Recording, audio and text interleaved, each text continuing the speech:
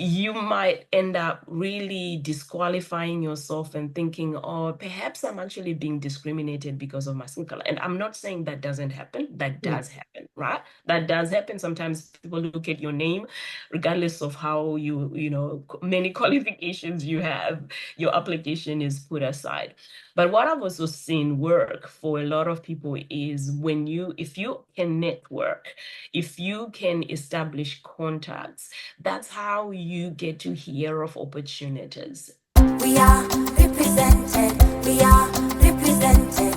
We are represented. Welcome to Represented, the podcast. I'm Aniki Shuru, racial equity coach for online business owners who want to be intentionally inclusive by building a business that is racially equitable. I created this podcast to normalize the conversation around racial inclusion so that fear is no longer the barrier that gets in the way of doing this work. This isn't about perfection, it's about progress. Whether you're taking your first steps or you're well-versed in the journey towards racial equity, this space is for you. So welcome home, friend. Let's get started. From coast to coast, around the globe, we are represented.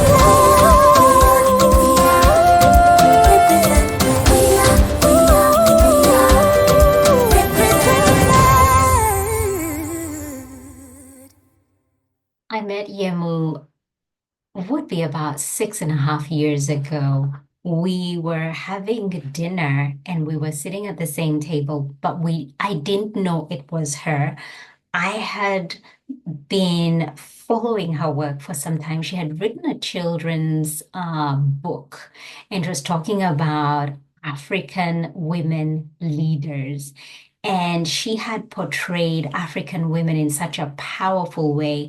I had gone ahead, bought that book, and my daughter was devouring it, loved that book and the representation and just the roles that had been assigned to this mighty women of Africa, the book is called.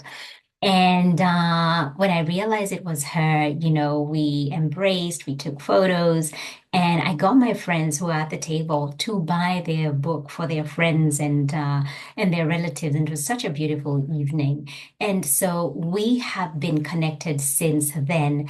And I've been such a great admirer of Yemu's work, have so much respect for her. She is so gentle in how she speaks, but she is what I would love to call a gentle giant. She is mighty. There is nothing small about her in any way. She is just a incredible human who takes matters into her own hands and goes and does something with it. She's not somebody who stands by and waits. She sees a need and she creates work for herself and she goes ahead and she does it. She finds solutions for problems. And I love this conversation so much. You will get to hear and know her at a deeper level. But let me read you her bio. Yemu Phiri is Zimbabwe-born, Australian-based consultant specializing in organizational development, leadership, and human resource management. She is a certified print and Gallup strength coach, educator, speaker, and connector with over 18 years of experience spanning public and private sectors, including mining, oil and gas, engineering, and construction industries. Yemu is passionate about empowering individuals to thrive holistically and live lives of service. In addition to her consulting work, Yemu is a co-founder and senior leader at Greater Life Ministries, where she is dedicated to cultivating Christ-centered leadership. Yemu is currently pursuing a PhD and holds a Master of Human Resource Management, a graduate diploma in primary education, a Bachelor of Business Studies with a major in communication management, and a certificate in training and assessment. She is highly qualified, but more than that, she is a beautiful human. Here is Yemu Phiri. Hey there, everyone. Welcome back to another episode of Represented Podcast. I am joined by a longtime friend. We haven't connected since before COVID broke out. And at the time, you were nursing baby number three, and we were kind of working around that schedule for you. We were having a really important interview, and I'm so glad that we've reconnected again, Yemu. Welcome.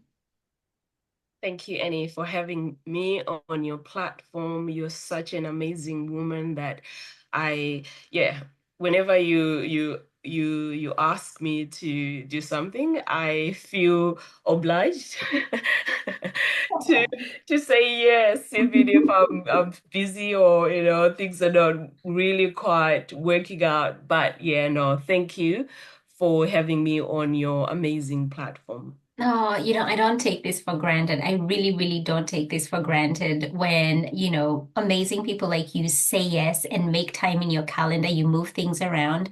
I am so grateful for that. And I really want the people who listen to this podcast, because we have some really loyal listeners and people who are following in this work, Yemu, who are mainly white women who are small business owners, they're coaches, they're consultants, they're creatives, and they want to understand how they can be more inclusive in their business and sharing our stories as women of color, as Black women, is so important because they're not privy to these conversations. They might be reading books, they might be watching documentaries here and there, but hearing the lived experience, particularly for us who are here in Australia, and not perhaps hearing an American story or a British story or a Canadian story, even though they're still so important to hear, there's something about hearing from somebody here on the ground in Australia that just makes it a lot more,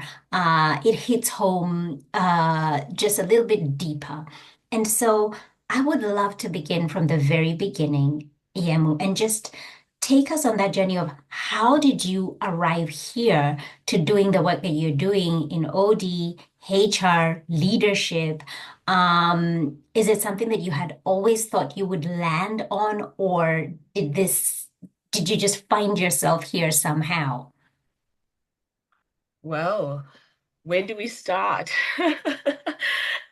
I would like to, extend my gratitude to the folks that listen to your podcast, and even the, white women who are our allies, really, and have a strong belief in the importance of inclusivity, and not only inclusivity, but also for us women of color, feeling that we belong in Australia. So I'm really grateful for the work that you do, and also the women that you work with who are very open-minded and are wanting an amazing and great Australia for everyone, regardless of your skin color or background.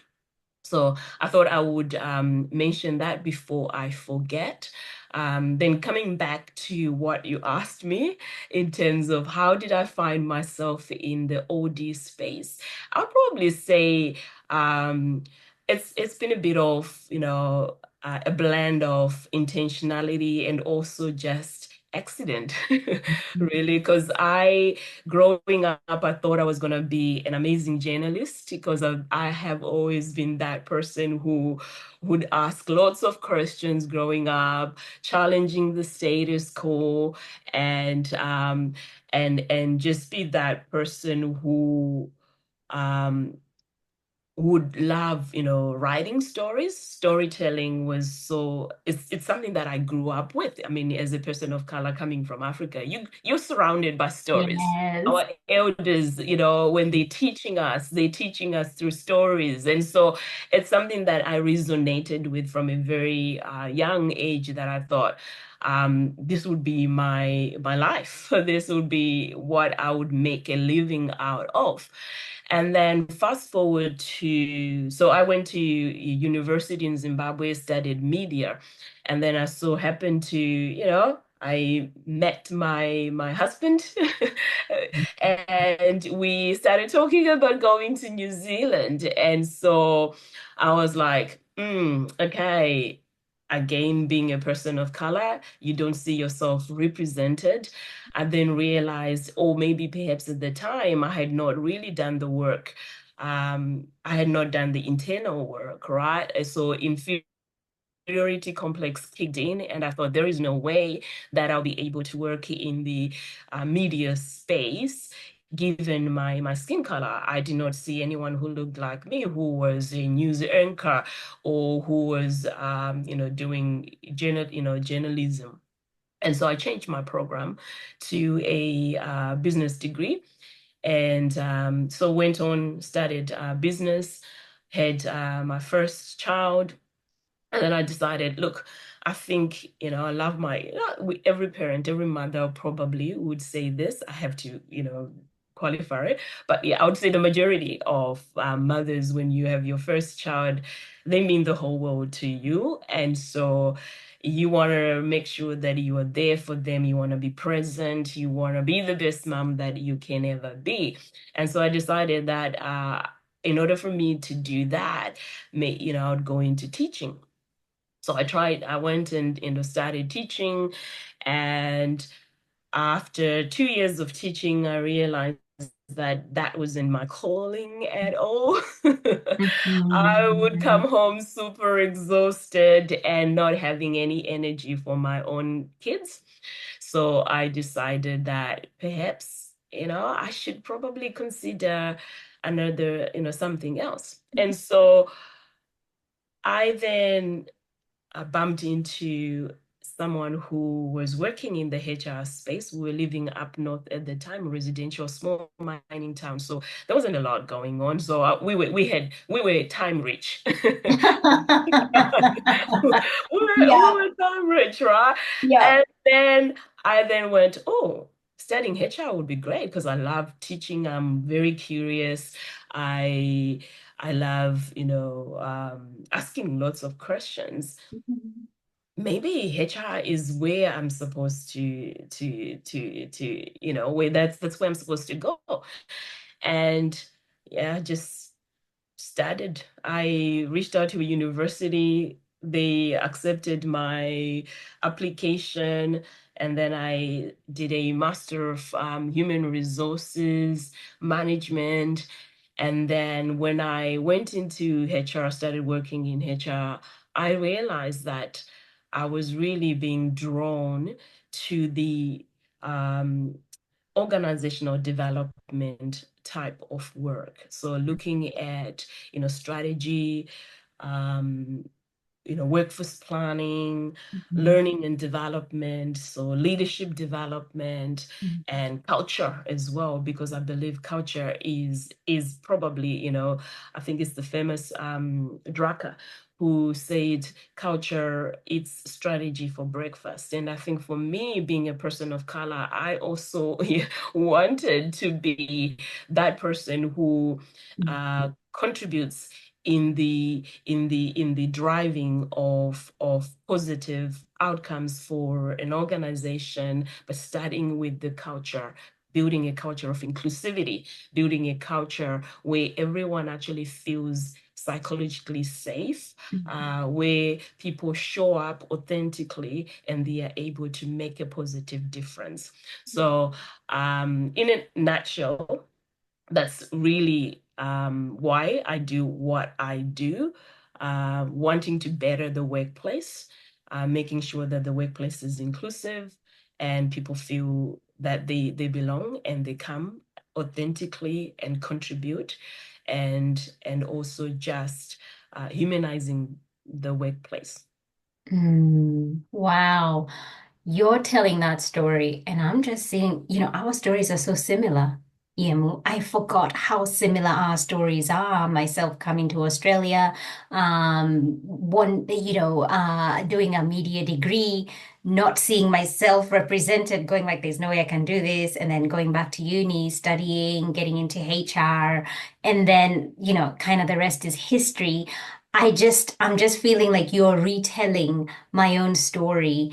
And I wonder how things have progressed over the years in terms of that form of representation, which we now see. We now see it in media. So anybody coming to study, I don't think they would feel like they don't belong or they can't see themselves represented. I think the doors have really begun to open, and we're seeing a lot more racial diversity on our screens. But what has really stood out for me with your story, Yemu, is just how highly educated you are. And most of the women, if not all, of the women I've interviewed so far on this podcast represented highly, highly educated women of color, Black women as well. And that's an area that we do not have a shortage of in terms of education. But you gave an interview to the ABC not too long ago, and you were saying it's not so much your qualifications or your education that has really allowed you to advance in your career. It's the networking and the contacts through your industry that has allowed you to get to where you are. Can you just unpack that a little bit for us? Because specifically, if there's a woman of color who's listening to this, we have been fed so much growing up about education, that education is everything. And then you move to a place like Australia, and it's more about experience. How much experience do you have in this field, or who do you know, or how can you help us in this area? It's not so much the education, even though it is a foot in the door and it's important. Could you just shed a little bit of light as it pertains to networking and creating those contacts? Yeah, absolutely. I think it's really important that I mention that, yeah, education is absolutely important. You really need to study to show yourself approved, right? You need to know your staff. But I have come to understand that knowing your staff is not the only thing you need to do, especially if you're a person of color. We are new. Let's say, you don't have your you're not accustomed to the ways they do things here, because you've got your education, but then if you don't know how jobs how people get jobs, you might end up really disqualifying yourself and thinking, oh, perhaps I'm actually being discriminated because of my skin color. And I'm not saying that doesn't happen. That Mm. does happen, right? That does happen. Sometimes people look at your name, regardless of how many qualifications you have, your application is put aside. But what I've also seen work for a lot of people is if you can network, if you can establish contacts, that's how you get to hear of opportunities going, right? The opportunities that will be going. Um, I live in Perth. Perth is very small. We always say Perth is like a little village, a small village, because Yes. people know each other, people are connected, and your reputation can easily people word goes around, Mm. right, about your credibility and your reputation. And so it is important to really keep those networks going. And I've been so privileged to have managers who have been my greatest champions, right? I worked under managers who really believed, they saw what I could do, they believed in my capability. Even in time, there were times where I would even doubt myself, right? I would doubt my capabilities. And they would just say, no, Yemu, you've got it. You've got it, right? And some of them would even go and talk to people who were above, higher up on my behalf, right? To say, more like my sponsors, right? More like my sponsors. And then I would have this, leader come to me and say, oh, I heard so and so say this about you. And I'm like, really? And I'm like, yeah, they were saying you. And so I didn't really need to, I found myself not needing to, work extra hard to prove my worth, because there were people who were already experiencing my worth. I'll say experiencing my worth, right? And because they were experiencing my worth, they could not contain it. They had to spread it out. Mm.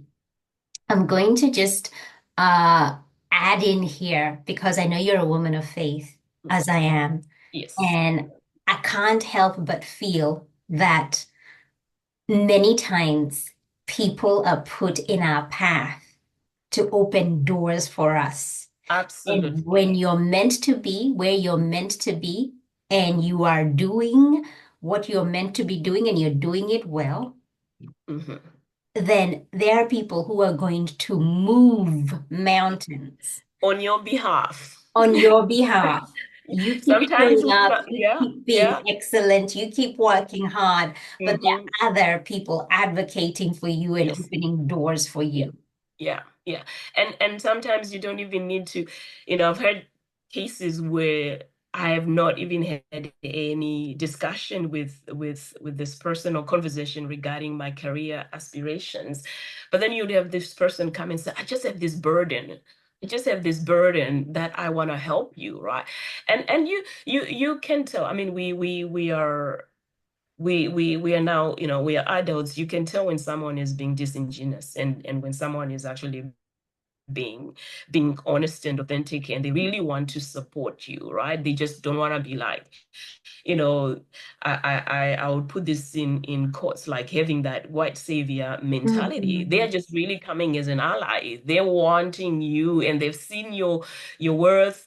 They're wanting you to do well, right? I actually had this leader who said to me, Yemu, we were talking about, work. She's kind of like really my mentor. Mhm. And so we were talking about, family dynamics and working, having a professional role. And she said, I have been fortunate, because I was asking her about how she managed to get to where she was. And she said, Yemo, I have been fortunate to actually have people who have championed me, people who have advocated for me. And also the other thing that has worked for me, I don't want to lie, it's also the fact that, you're having,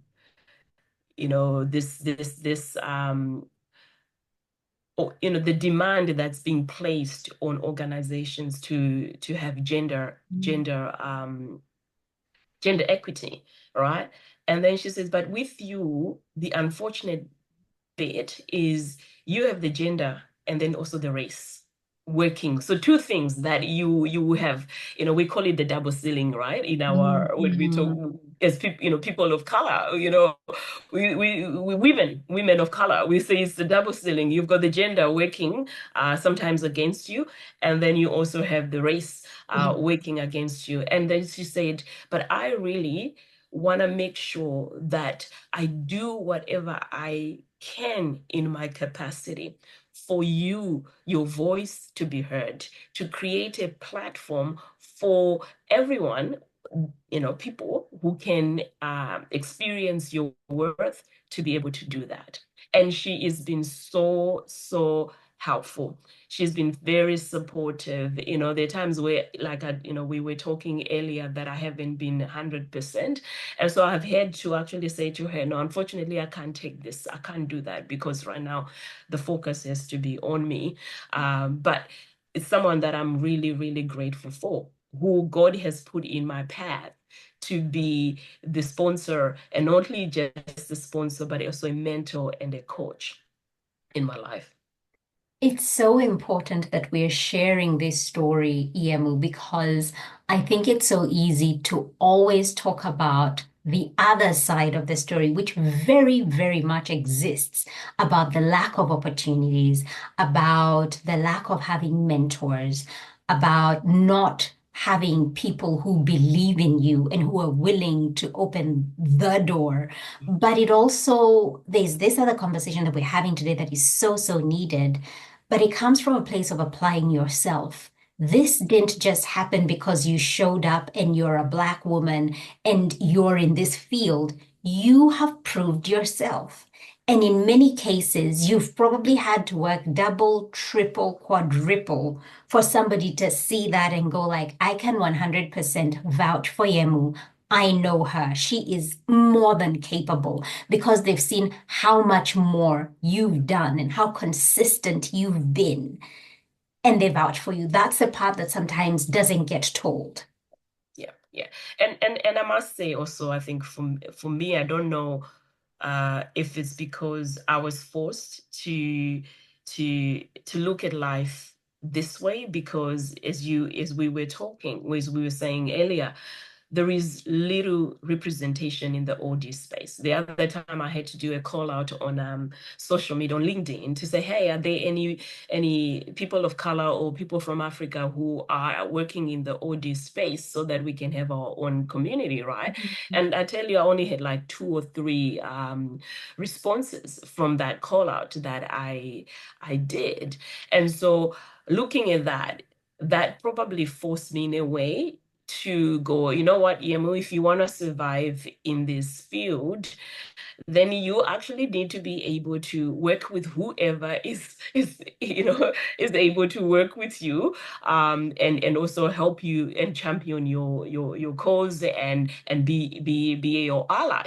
So for me, maybe it was a matter of a situation where perhaps I didn't have choice. Maybe if we had lots of if there Mhm. was heaps of representation in the OD space, I would not have done that. I would have been comfortable just hanging out with my people. Nothing wrong with that, right? But I feel that we are like in order for us to produce honey, which is really sweet and amazing, we borrow nectar from each other. We need everyone. We need pollen from every plant, not just one, but multiple variety of plants, so that we are able to produce honey together. I love that analogy so much. Yes, yes, we need to make that manuka It- honey that just tastes Absolutely. exceptional.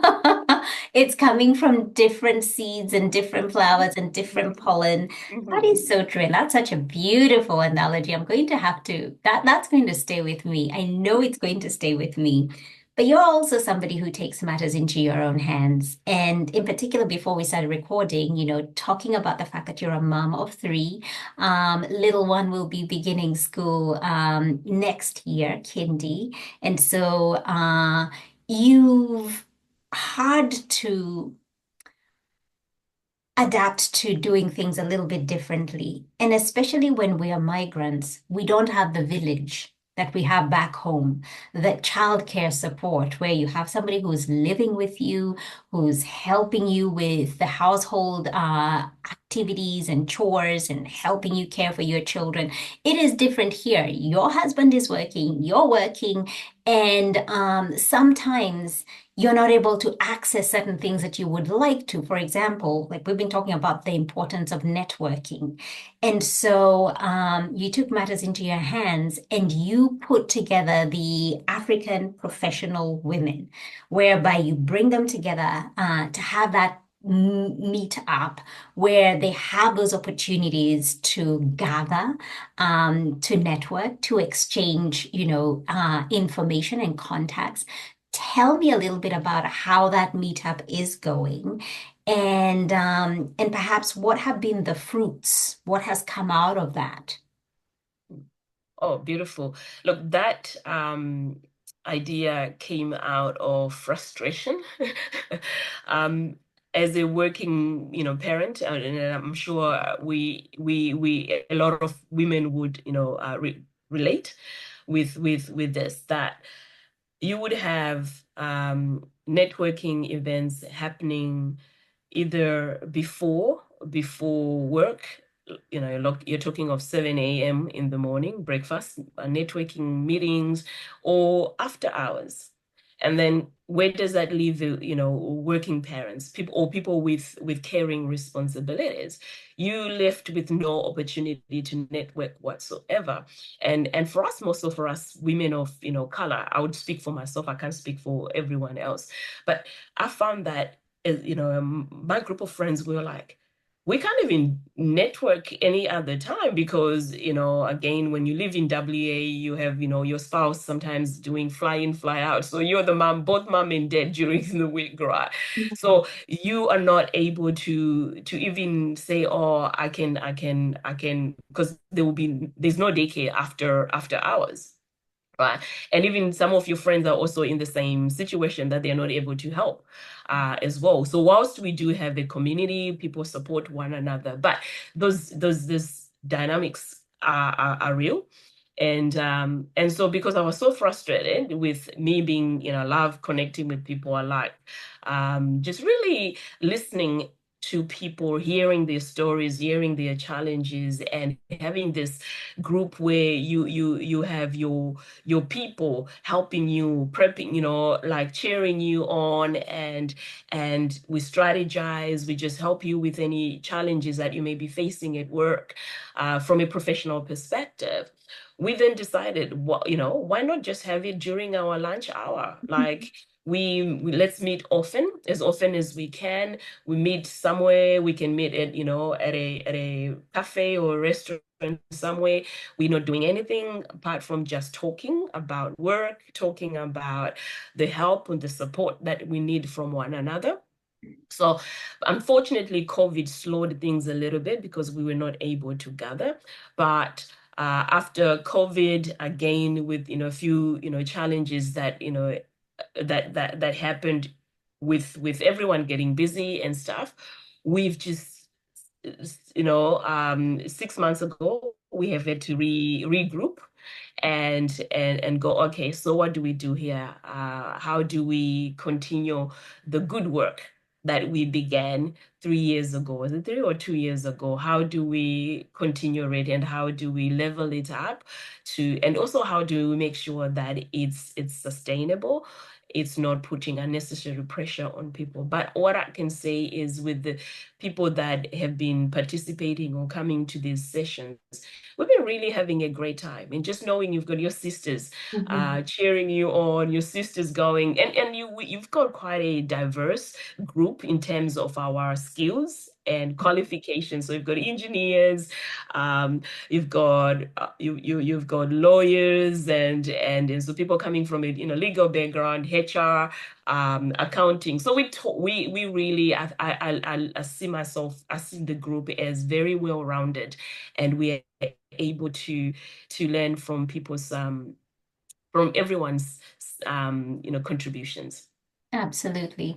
What would you say are some of the gaps that you were experiencing, that you were seeing? This is something that is coming up a lot, or there are some certain themes that were coming up during those meetups and conversations, because I think it's so useful for people to know what some of those issues might be. And they could be a people leader who is listening. There could be somebody who's based in corporate and they're like, I didn't know this was an issue for those who identify as migrants, Black, Indigenous people of color. I didn't know that. Maybe it's something I've taken for granted, but what are some of those issues that they might be experiencing? Yes. So microaggression, microaggressions, that's a big one. And if anyone listening to this podcast has not had time to subscribe to any podcast or newsletter, I dare you to do that, because I don't know if you're still giving this away, but you actually have document that you have written, Yes, yes. with regards to microaggression, Microaggressions. and yeah, and some of the Absolutely. comments that people make. So when I read that, I was like, every, person of color that I've spoken with, they can relate to, things like people talking about your hair, or Mhm. really making these like really subtle comments where you'll be thinking, is this uh like you left confused, you don't know what to say, but then you know deep down this is not right, this Not comment is right. not right. Like I remember in another where I worked, I really worked very well with the the GM there who I was working under. And as a, at the time I was working in the BP space. And one person I worked with made a comment around, oh, they like you because you're a person of color, and they just wanting to, tick the race. Diversity box. And I'm like, what? They like me because I know my stuff. They like me because I am a contributor. I'm adding value to the business. It's not like, it left me confused because this was someone I thought was a friend, right? And so you're like, are they being racist? Mhm. Or maybe it's a comment that's valid, right? It did leave me confused when the comment was made. It was only after that comment when I started processing it, I was like, no, that is really racist. Like that's, microaggression. You're doubting my capability. Mhm. You're doubting my skills. And so the only thing that you're using as the reason why I'm getting along with this leader is my skin color. Yeah. So it's those things, right? Those microaggressions, and also a lack of flexibility. I think a lot of leaders take for granted the fact that um, people who were born here, they do have a great support network. Maybe they have, friends, they have parents who are able to do school, like it's, they're able to do a school run, school runs for them. They're able to attend assemblies uh, on their behalf. But for women of color or people of color in general, when you're the first generation migrant, right? You do not have that. You don't have that support, that big support network that you can easily say, hey, can you do this for me? I'm not able to drop my child off to school, so can you do it on my behalf? I'm not able to attend my child's assembly. Can you do it on my behalf? Right? So I think really affording flexibility. And in this case, I don't want to say just to women of color, but I think what I just want to say is there's an added layer to it for a person of color. Flexibility is important. It is required in this day and age, right? Where we cannot continue to operate workplaces based on in the industrial revolution or the industrial age, where workplaces were designed for men who were meant to be providers, right? So now we are trying to fit women into these systems that were not designed for them. So it's important that anyone who requires flexibility, whether you're a woman or a man, you're afforded that. But it's also equally important for leaders to bear in mind that when you're dealing with migrants, they may need more flexibility because of the fact that they do not have a good, not they do not have a large Mhm. support network. 100%, 100%. And even I think of times when you've lost a loved one, you have to travel Yes. across the globe. Mm-hmm. And there isn't much accommodation in terms of how much time you can take away. If Yep. it's somebody who's here locally, they can take their time off Mm-hmm. Mm-hmm. comfortably, come back and still have that support. But when you have to fly away and be away for an extended period of time, how is that covered? And who is even speaking Yeah. to these issues if we're Yeah. not having, that kind of cultural diversity, allowing for these policies to Yes. actually be put in place to Yeah. make it equitable for those who come from different backgrounds.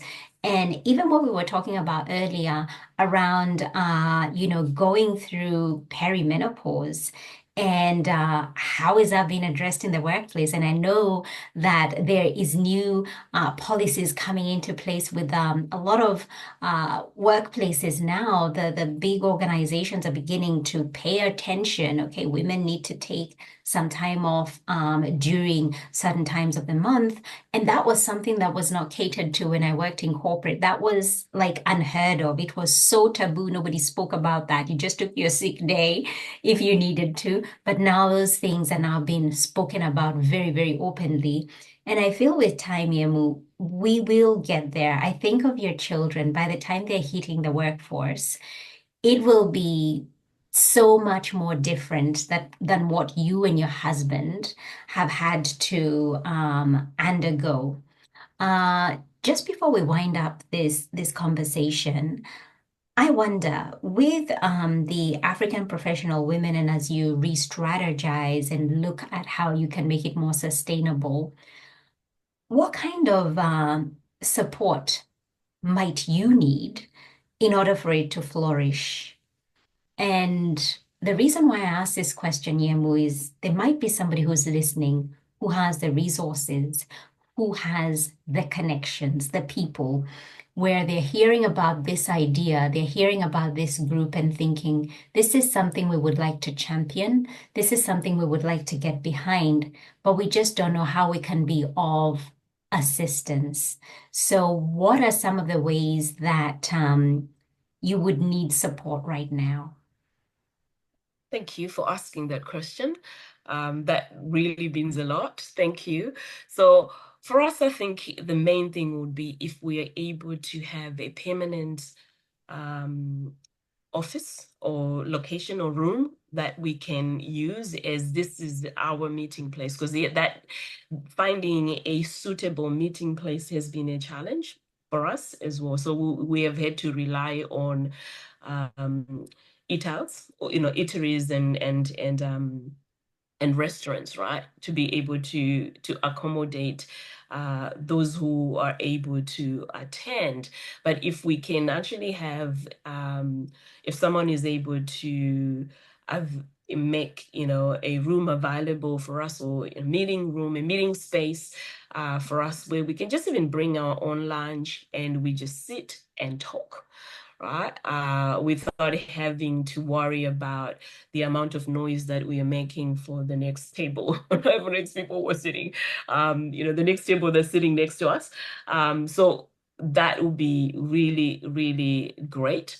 The second thing will be, we would love to, whilst this is for women of color, in this case African women, but like I said, it is important for us to borrow nectar from other races, other people, right?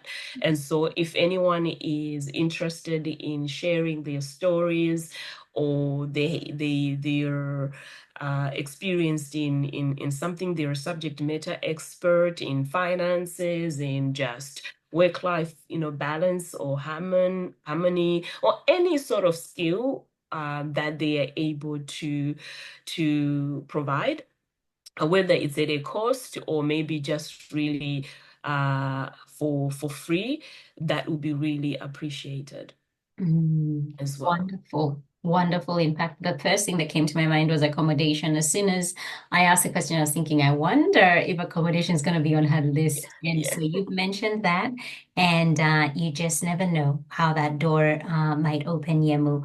I know you're currently undertaking a PhD. It never ends for us, does it? It feels like we're students, and one of your mantras is that you're a student of life.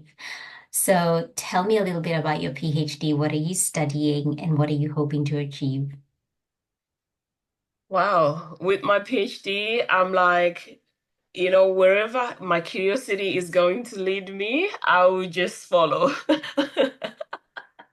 I'll follow. But as I consider myself a future of work enthusiast. So my PhD is around that. So looking at how technology adoption, especially in new and advanced technology, you're talking of AI, robotics. I know robotics has been around for some time, but it's advancing. And how that is going to impact the future of work. Wow. So yeah, especially, I'm wanting the research to be focused in mining, but I think it's something that will be easily adopted or transferred in any industry. Mm. Beautiful. I cannot wait to see where you land with your thesis and what you propose. I can't wait to see. Now, my final question, and this is a question that I ask everybody who comes on the podcast. And I think sometimes, and I've shared this before, it's for my benefit. I feel like it's for my own personal development and growth. And the question is, if fear was not a factor, how would you show up in your work?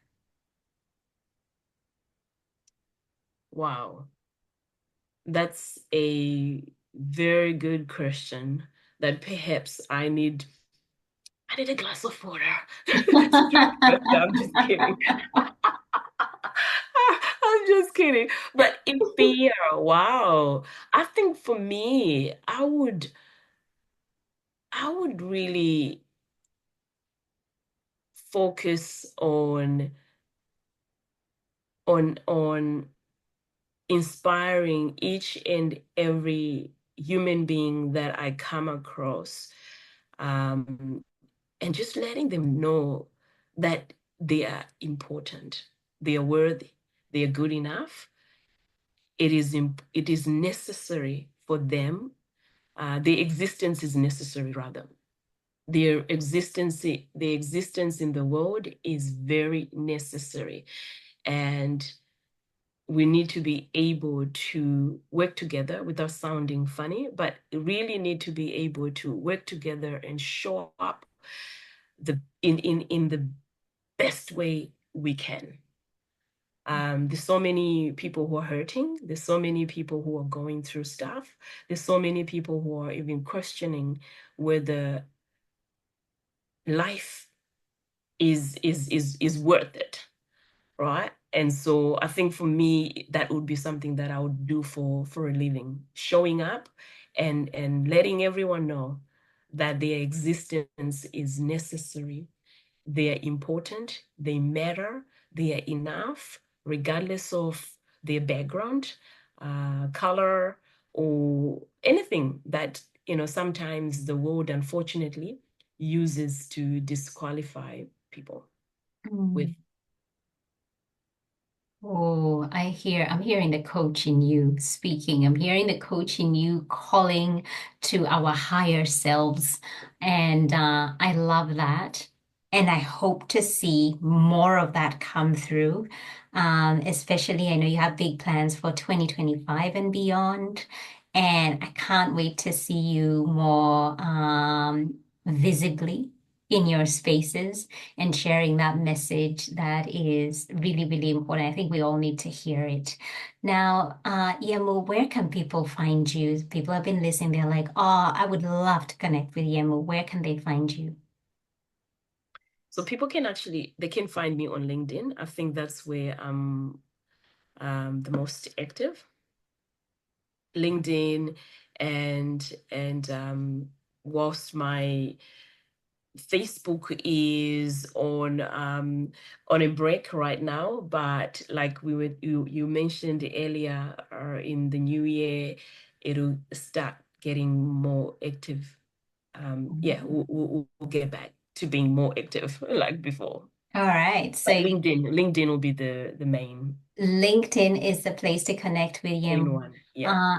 Thank you so much for your time. You have always been somebody I have loved, admired from a distance. You're doing incredible things. You take matters into your own hands and you are a leader through and through. I am so grateful for this conversation and wishing you all the very best. And please come back again.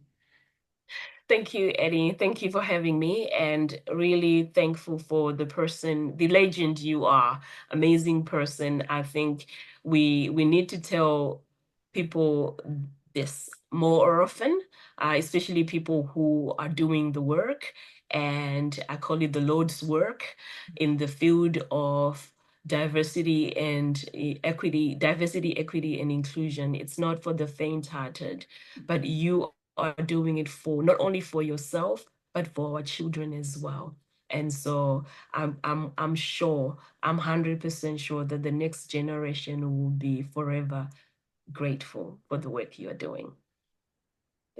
We are represented. We are represented.